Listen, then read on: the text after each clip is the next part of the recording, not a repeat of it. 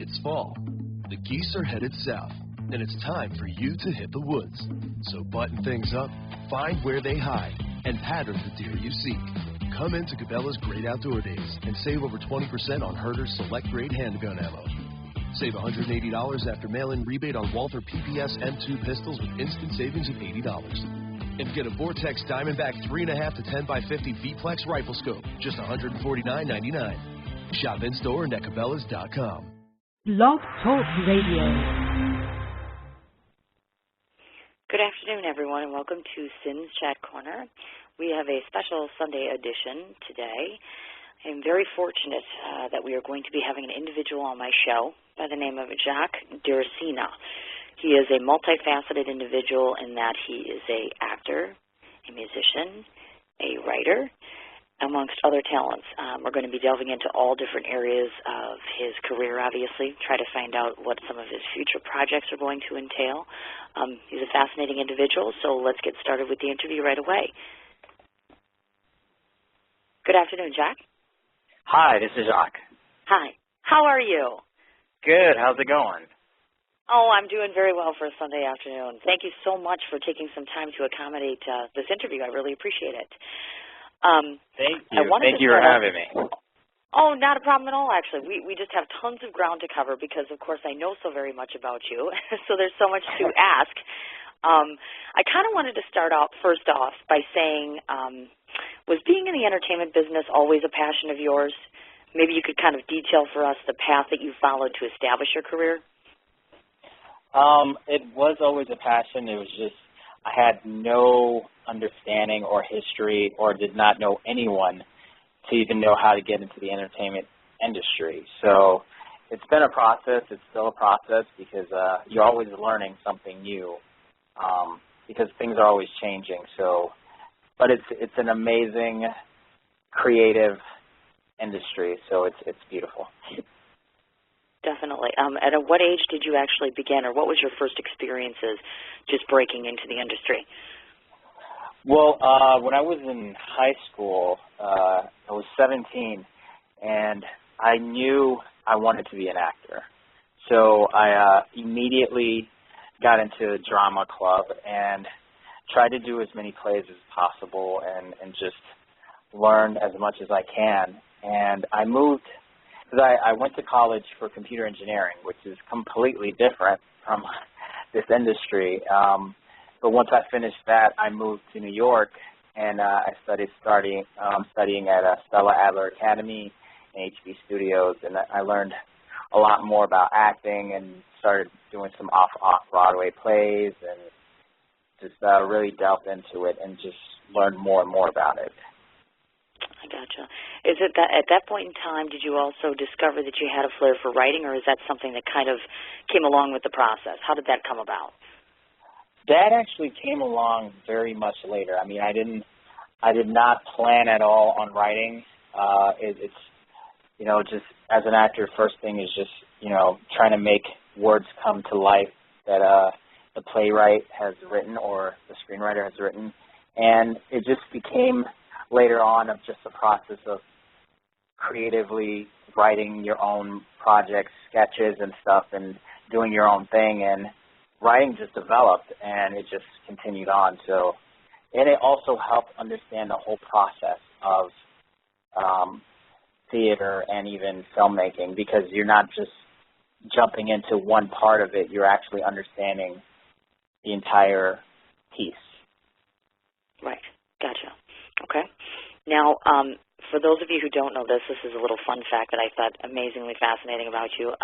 You are of Haitian, Italian, and Dominican in descent, which I find to be truly unique. I've never met anyone who is that culturally diverse. Could you maybe share with some of us your cultural traditions, which we may not celebrate or we may not be familiar with that combination? Absolutely. It's a very much interesting mixture. As from my first name is French, Haitian. This is Jacques. My last name is Dominican, Derosena. But we have a combination of all three cultures. So I have the mixture of the culture, the food, speaking French, Creole, learning English. I was born in the United States, but I moved to Haiti as soon as I was within a couple years old, and I lived there for 12 years, and their main language is French. But I learned English watching television.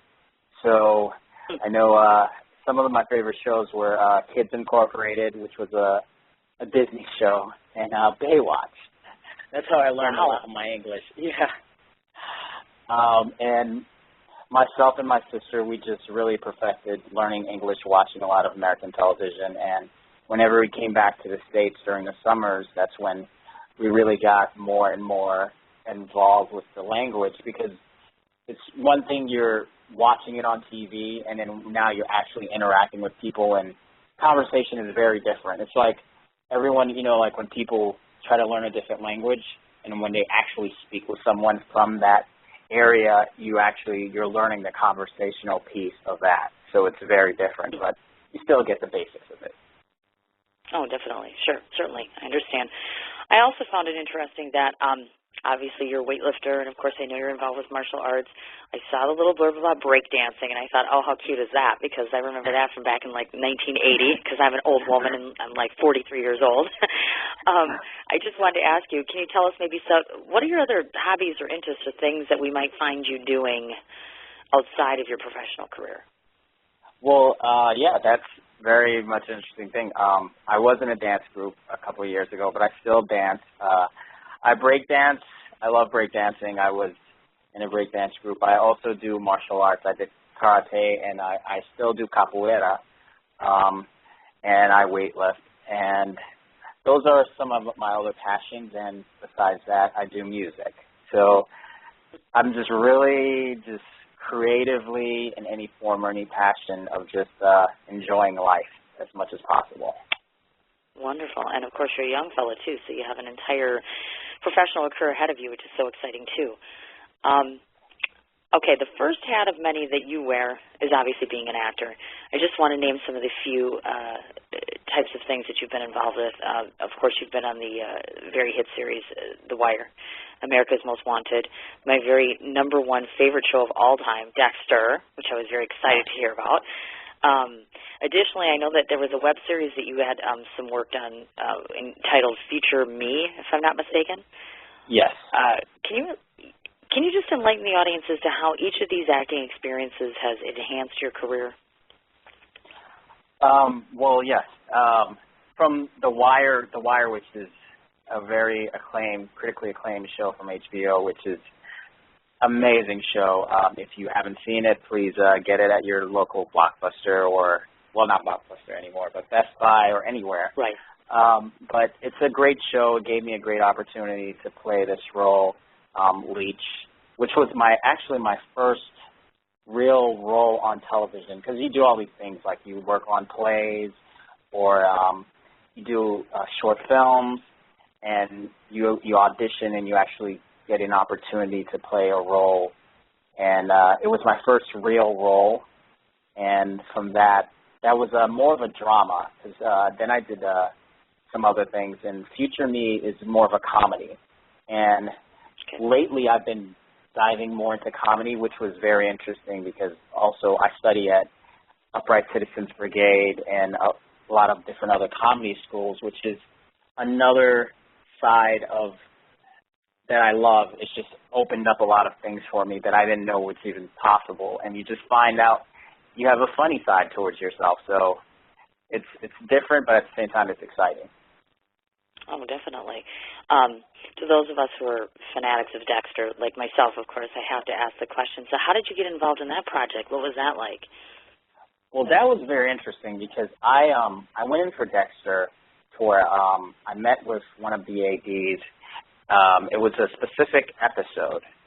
They were actually in Haiti for the episode, and first they had me break down the script, because it was in Creole and French and English. So I broke down the entire script, and I met with the AD and the director, and they loved that I was able to break down the whole storyline for them and help them. So they hired me to work on set for that. And we did the entire episode, and I did such a great job that they called me back to do a second episode, and I was really, really just amazed that they would, it's an opportunity, it's a blessing to work on that show. It's such a great show. The writing is amazing. All the actors are amazing. So it was a great opportunity to work on that show. Oh, I imagine so, definitely. And forgive me for asking this, because I've watched every single season, so I'm thinking to myself, okay, where would I have seen you on the show? I know that sounds terrible to ask, but I'm like, wait, I don't remember. It's when Sergeant, I don't know if you know the character, Sergeant Dokes was pretty much missing, and they went in the Caribbean to start looking for him. Yes. Okay, so that's season. Is that season 1 or season 2? Season 2. It is season 2. Okay, gotcha. Okay, this way I can go back, and to all of you who are in the listening audience, go back. If you have not watched Dexter, certainly go ahead. It's a wonderful show, like you're saying, across the board. HBO just pumps out all of these absolutely wonderful productions, and Dexter's just been critically acclaimed as well, and just top-notch show. I mean, I kudos to you on that. I really hope that they would drag you back actually for an entire season. That would be absolutely awesome. Really. Yeah, from your lips, that would be amazing. Exactly. So let's see what we can do about that. I know a bunch of publicists, so I'm going to get going on that. Thank you very much. Thank you. I wanted to mention one of your a notable writing project of yours was the French film Take a Risk, which you also actually starred in and produced as well. Now, that said film was a nominee in the LA Short Film Festival. Now, provide for us the inspiration behind this work, and can you tell me which role did you enjoy the most, meaning, starring in it, producing it, writing it? Elaborate on that a bit. Well, that process was very, very interesting. Anytime that you're wearing that many hats, producing, writing, acting in a project, it gave me, it gives you a lot of headaches, and because at the same time you want to give the justice for each role. Each role is very serious as far as like you're producing, you're writing. You want to give just as much time and effort within each one, and you don't want to lose any effort and energy in each one. But it was a great piece for me because I then and still do have this thing about, with my writing, it's about communication and relationships between people.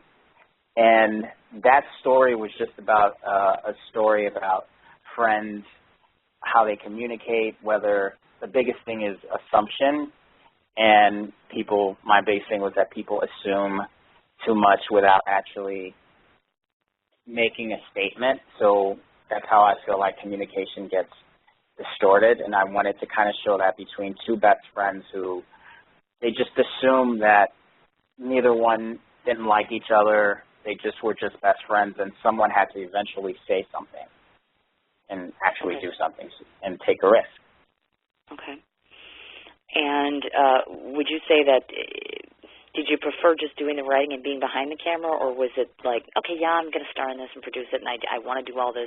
Did it ever become overwhelming? I mean, was it a little too much at times, or is that something you'd like to continue doing, is maybe doing all those hats at one time, if you will?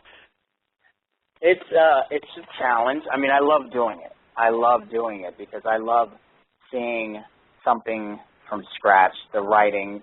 I remember writing it to now actually seeing it live. Actually seeing the actors make the works become believable and put it into a real life setting. But it's an amazing process. It also, like, creatively, just my biggest thing, I love organizing things and seeing it done. It makes me want to do even more. I mean, you learn from certain things, you make certain mistakes, but then the next thing that you work on, you can see things quicker so that you don't make mistakes again. Certainly. Definitely, like a learning experience, of course. Wonderful. I know that you had been co-producer of the film One More Chance, and again you were nominated for an award, this time, of course, being in the Gotham Film Festival. Might you talk a bit about the premise of that movie and how you became associated with that project?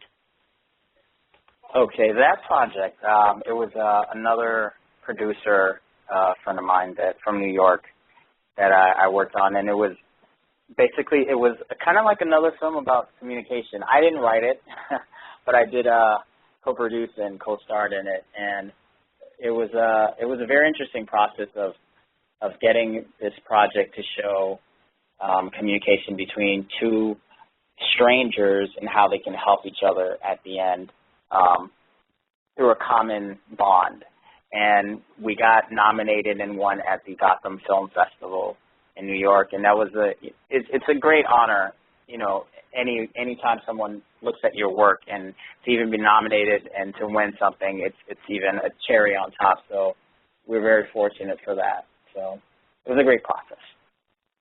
Great, terrific. I also know that you received a third nomination in the year 2000 for the production Out of Obscurity, which was a documentary feature. Now, do you find that the documentary genre is one which you might want to delve into again? How does that vary, of course, from the other types of projects you work on? Absolutely. Documentary, it's funny you mentioned that because myself and my producing partner, we were just talking about another documentary that we're going to be producing soon. But it's very interesting as far as like a topic that you find passionate about, that you're passionate about, that most people can relate with. And Out of Obscurity at the time was actually a documentary that was made as a remake of a situation of a library sit-in that happened in the 1930s in Virginia. So it was an actual historical moment that we reenacted in a documentary style, and it was to brought light to at the time where a library sit-in where there was a lot of racism in Virginia, and this was one of the first historical sit-ins in Virginia in a library where African Americans weren't allowed to be in a library. So that was like a very big awareness project at the time. So, and we got nominated at the Rosebud Festival. Ah, yes. As a matter of fact, I meant to mention that actually.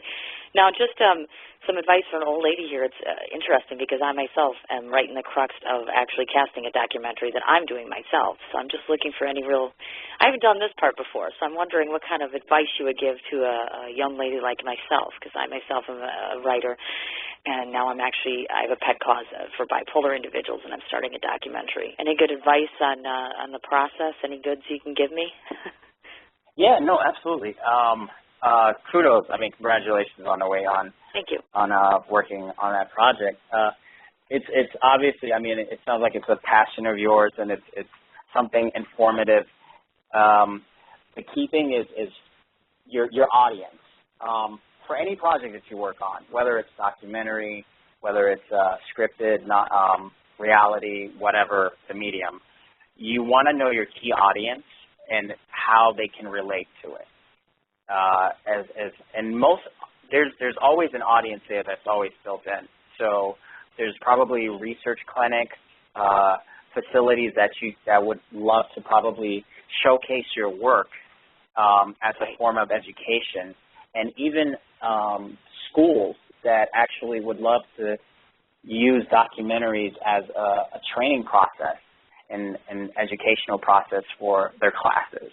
So there are all kinds of mediums to get your project shown to, and even getting sponsors that are dear to this cause that can somehow or some way be involved. There's all kinds of ways that you can go with it. I gotcha. Got it. That's kind of what I was thinking. So we're in the formulation process now, so I appreciate that. Thank you. I'll definitely keep you posted on how that's going. Now back to you, of course. In 2003, I know that your award was Best Mystery Film for the production Operation Neighborhood Freedom. Was this a very surreal moment for you, meaning having these nominations and you finally got the actual award itself? What was that like for you? It definitely is a surreal moment, because just remembering from the first time of even saying that I want to be an actor, and the process of, well, how do I get into this? What are the first steps? Going through school and learning roles, learning how to get roles, auditioning, and it's all these different steps that it's a surreal experience when you hear people actually like what you're doing. Because it's like you are your biggest supporter, so you're your biggest fan, and when someone else congratulates you, it's an amazing feeling and reaction towards your work. So it was definitely a surreal moment, and one that I would love to have again. So. Oh, definitely so. Sure, keep plugging away, and eventually something else is going to come of it, of course. Now, just to highlight some of your other endeavors for a moment, your career has included, of course, commercial work and modeling, and I know, of course, you're musically talented. Maybe share with us just some of your favorite moments or experiences regarding each of these occupations. Tell me what your likes are about all of these and where it's kind of taken you. Well, with every other medium, whether it's modeling or acting or even music, it's been just a form of expression for myself, especially with music. I love music. It's just a powerful medium for me, whether listening to it or writing or getting involved is just a beautiful form of expression for me outside of acting. So just even getting me into that process, because I've been doing music now for, I would say, about 5 years now. And just the process of it, of writing, the more you practice, the more I've practiced, and the quicker I've been able to write songs, and being more eclectic to listening to all these other great artists that inspire me from everywhere, from classical music. I mean, I even remember when I was younger, I used to go to sleep at night listening to Beethoven. That was like my favorite thing to do. Like every night I would go to sleep to Beethoven and listen to a lot of classical jazz and music. It just really calmed me down at night, and I just felt it became so routine that was like my nightcap. Like just put on a CD of that and just listen to it and go to sleep. So music is a very big part of me, but yes. Gotcha. Now, where would we happen to find, if individuals out there that happen to be listening wanted to listen to some of your music, or how do they get access to that, or what do they do? Well, my stage name, which is I have an alter ego, so my stage name. Oh, now we're getting something. It's Jay Flash, and it's Jayy Flash. Okay. It's kind of an interesting experience. I mean, it's like you being an artist, whether it's you're acting or you're a musician, you feel like you're expressing yourself, and you may not naturally be in that tone in the regular day-to-day life or conversational, but it's still a part of you, and whatever drives or motivates you. For me, whenever I do music, I'm someone completely different. I mean, I've heard it a lot of times that people say, I didn't even know that's you, that, you sound completely different. And I'm like, it's still me. It's just, it's just how you feel at that moment, or what you're expressing at that moment, or how you want to interpret things. So I gotcha. Okay, got it. So we can go ahead and do that. Do you have a website, or do you have anything that's currently out there? Do you appear in person? How do we find you? Well, it's on YouTube. You can find me. I have a lot of songs that I've loaded up on my YouTube page for Jay Flash. If you just type in the search Jay Flash, you'll find a lot of songs that I've recorded. Okay, wonderful. Outside of everything else I'm doing. Yes, no kidding. Which brings us to your next occupation, which is, I understand that you serve as a motivational speaker. Now, yes. I was going to ask, to what capacity does this impact your life, meaning how much time do you devote to set events, and what type of motivational speaking do you do, where do you do it, things like that?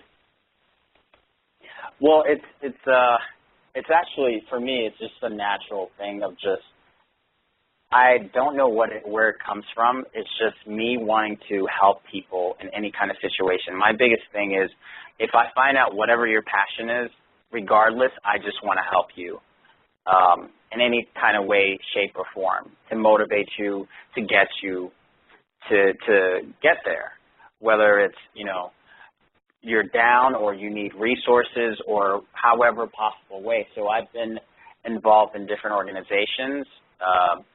One of the main organizations that I've been involved with, and we're trying to help out every year with this, is Feminine Light. We helped last year, and it's an organization to help women in the Middle East, to give them a voice and support. I've been involved with that. We've been involved with different organizations that are just helping from women to kids. That's been a biggest thing for me. I think more likely it's been women. I'm very close to my mother, so I think that's probably, maybe that has something to do with it, why I'm so adamant about helping women and helping them, giving them a voice of support wherever it's possible. So. Got it.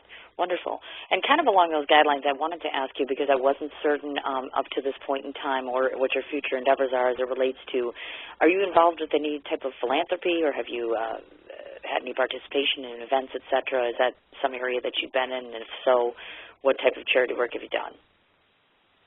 Well, yes, I've, from all kinds of different organizations that help, whether it's a cancer event or well, most of them have been mostly cancer, breast cancer events, or children's events that we've been able to help, or even donating your time on a like a weekend as far as helping missions. I've been involved in different situations of that whenever I possibly can, and just as far as, you know, whatever free time that I possibly have, I try to get involved as much as I can possible. Sure, definitely. Wonderful. I was interested to inquire about your progression of studies of improv, of course, at the Upright Citizens Brigade, and I believe it's Monkey Butler, actually. Is that ongoing studies at this point, or is it kind of something you're fitting in with your schedule, or what's your timeline, or what is your process as it relates to that? It's definitely an ongoing study. It's just like I said earlier, you never stop learning, because the minute that you think that you've learned everything that you should stop, something else comes right along, and you're always learning something new. So I'm still studying there continuously, and it's helped me a lot. It's even helped me write my for my comedy project, Little Shrink. That's been a major project that we've been working on, myself and my producing partner. We've been working on a kids' teen comedy pilot, which is called Little Shrink, and we've shot it, and it's through comedy. It's actually through Upright Citizens Brigade and Monkey Butler that I was able to write comedy, because I've been able to write before drama and a lot of different life situations, but learning how to write comedy is something completely different. It's I know you hear different stories of people say it's either you're funny or you're not, and comedy is very, it depends on the audience, because not everyone can get it, but so you can't just write for one specific style, but there is an audience there for what you write. So you never know what people are going to grasp at. Right, definitely. Now, do you see yourself doing more comedy projects in the future? Is that something you anticipate? Yes. It's just, I feel like it's a Pandora's box that has just been opened up for me ever since I started going to that school. I just love it, because I feel like it just opened up so many things for me. It's just, I don't know if it's, I can kind of say like it's kind of like therapy in a sense, because I feel like a lot of us all over the world walk around with just whatever your life situation is, it can set your mood and how you think and how your day goes. But if you open up and start branching out creatively, and even with comedy, you start seeing life differently. Like, you can see the funny things in situations where if you didn't see something comedic about it, you would just look at the negatives. And I feel like comedy helps you look at the positives out of any situation. How can this be funny? I mean, it's like, just picture when you were younger, if you fell down at the moment, it felt bad, you were hurt. But years later, when you look at it, you think how funny it was. And you might smirk or just laugh at it. So Gotcha. Absolutely. I would agree with you 100%. Now, I have to throw this gratuitous question out there for the younger ladies in the audience or anyone who is listening, because we all want to know. You're talented, you're young, and let's face it, you're good-looking. I will tell you your voice sounds nothing like how you look, so I have to say that. So, of course, I'm sure the ladies would like to know, is this young man dating or is he currently on the market, in case some wonderful woman is out there thinking, I want that guy. You cannot answer if you don't want to, but I thought I'm going to put him in the hot seat and see what he says. Well, I mean, currently I am on the market. I've just been working on myself a lot more, but I'm not opposed to being in the right moment with the right woman. I would say if things align, if things are meant to be, I would definitely acknowledge that. So, gotcha. Certainly. No, I understand what you mean. So, ladies, he's on Twitter, by the way, just a little FYI for you, in case you want to tweet him a little message or something. Just kind of trying to facilitate the process there. I've got just two more questions for you, and then I will certainly let you go on to your Sunday evening. First of which was I wanted to ask, for those of us in the audience, what do you have upcoming projects we should be looking for, things you're working on, things that we all can watch or get access to in the future? Absolutely. Well, Little Shrink is the biggest project that I've been really pushing as far as children, family content, comedy, which is in the vein of like Disney or Nickelodeon. Hopefully we can get that show somewhere on the air on one of those networks. And it's a very cute project. It's an actual project about a child psychologist, an actual teen psychologist that has the abilities to diagnose and give advice to her peers and adults. So just picture Dookie Howser as a child psychologist. So. Oh, God. Okay. Interesting. That probably sounds very unique. Okay. Yes. I gotcha. When is that due for release, or is that ongoing, or you're in the process thereof? Well, we shot the pilot for it, and we have the trailer already listed on our website, the Little Shrink website. It's littleshrink.com. Okay. You can find out a lot more information about that there, and you can get on our Facebook and Twitter and see the trailer there and sign in your guest book. And we'll keep you updated with some more information on that.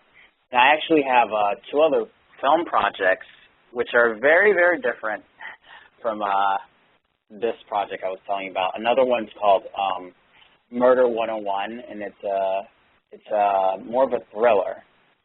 It's about a female college student that she's so enthralled into serial killings, and while this is happening, while she's in school, her peers are being murdered. So there's a whole chase and hunt of trying to find this killer. She's like picturing Silence of the Lambs, except she's in college.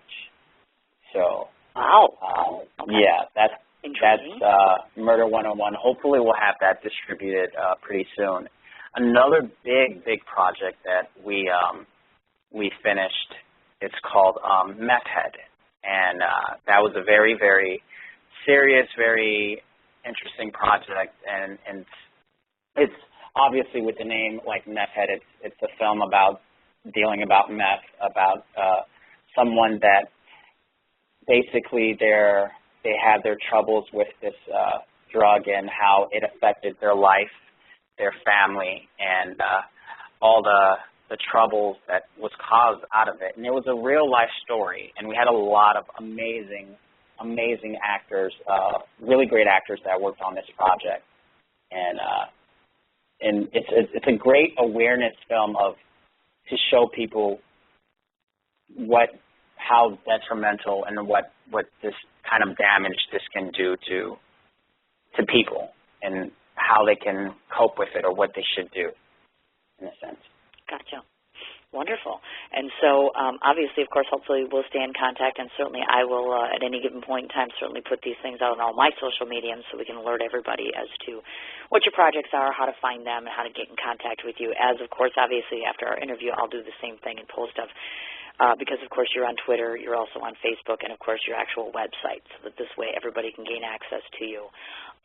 Finally, my last question for you is, to anyone in the audience who might be listening who is either interested in modeling or being an actor or a producer or any of the things you do, if they were standing here right now, maybe you could pass on some knowledge as it relates to what would you say to them, give them some advice as far as to being in the business and how to better themselves and how to establish themselves as you have.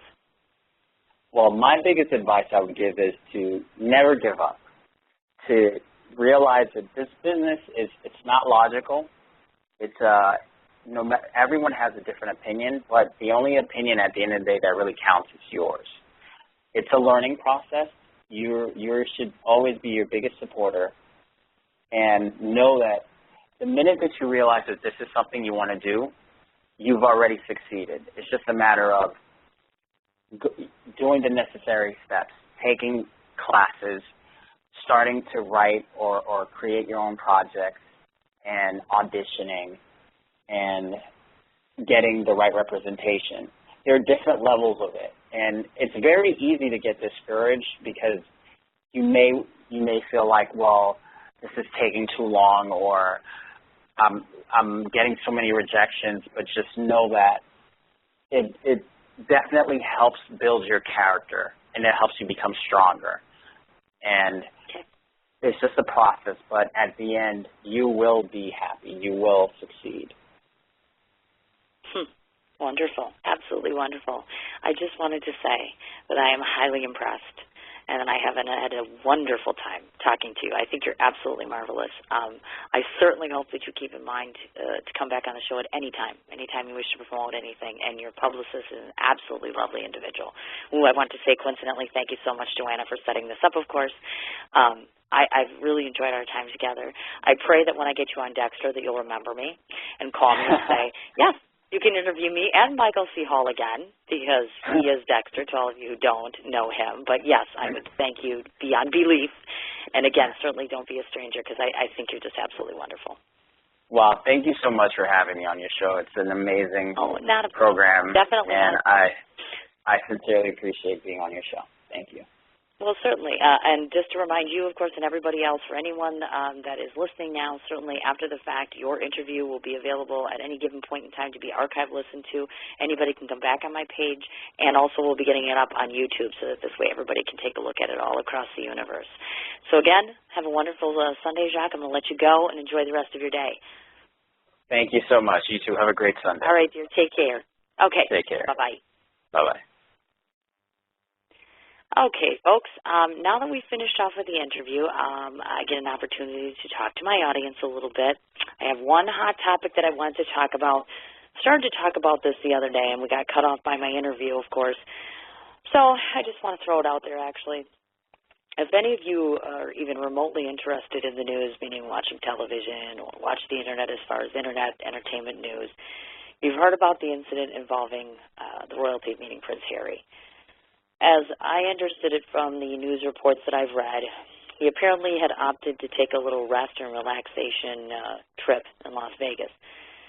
I had heard that supposedly there were pictures of the royal himself participating in strip billiards, and that some woman had spent time partying with him and had some kind of a make-out session or something like that.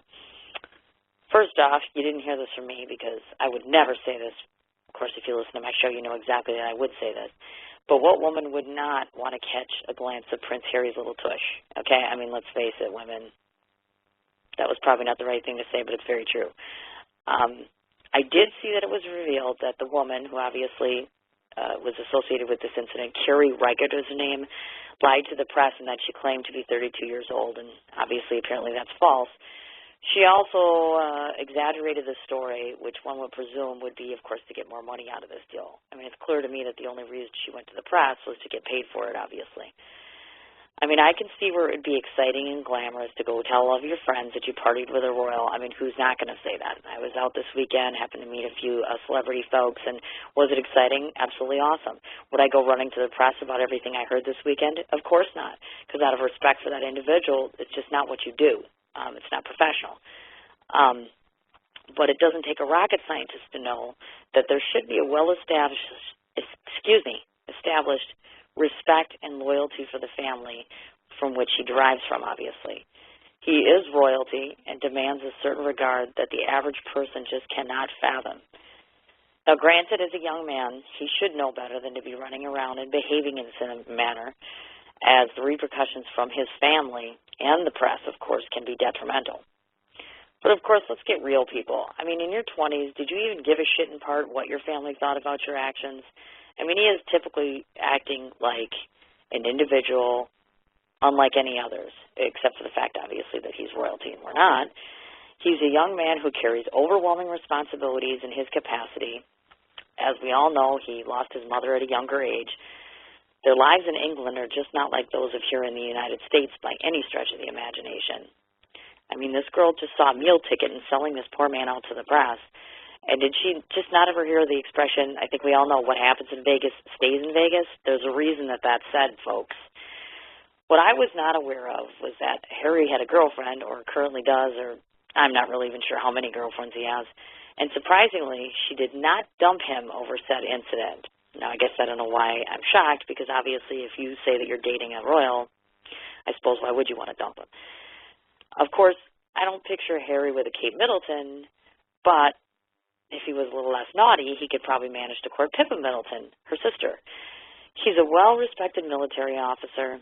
He is the son to the future King of England, and he is just absolutely adorable.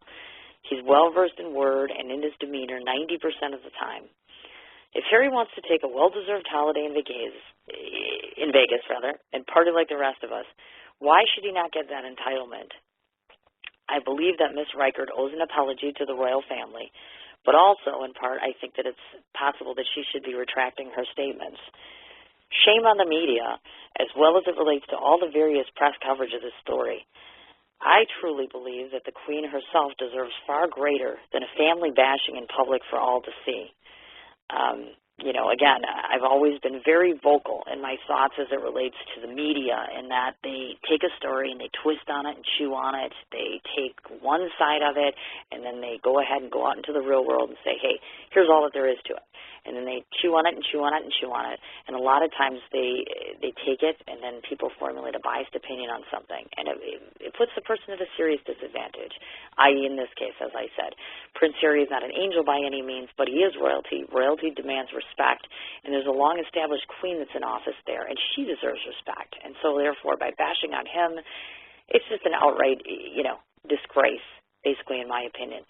But again, peeps, as I always say, I mean, you're certainly, at any given point in time, if you think I'm full of shit, if you want to go ahead and tell me that my opinion's crap, feel free to let me know. I have a show page. Of course, I'm on Facebook.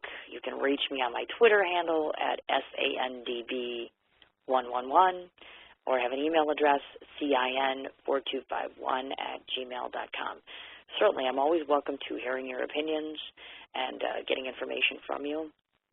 A couple other things I wanted to cover before our show is finished.